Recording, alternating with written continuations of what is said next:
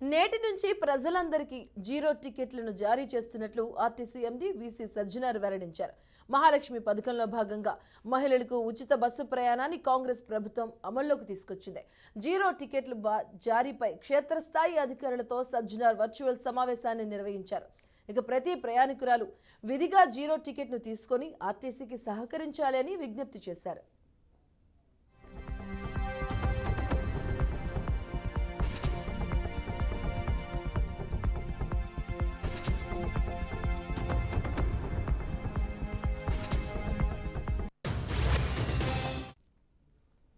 ప్రభుత్వం ఇటీవల ప్రవేశపెట్టిన మహాలక్ష్మి పథకం కింద ఉచిత బస్ ప్రయాణ సౌకర్యానికి మహిళల నుంచి మంచి స్పందన లభిస్తుందన్నారు.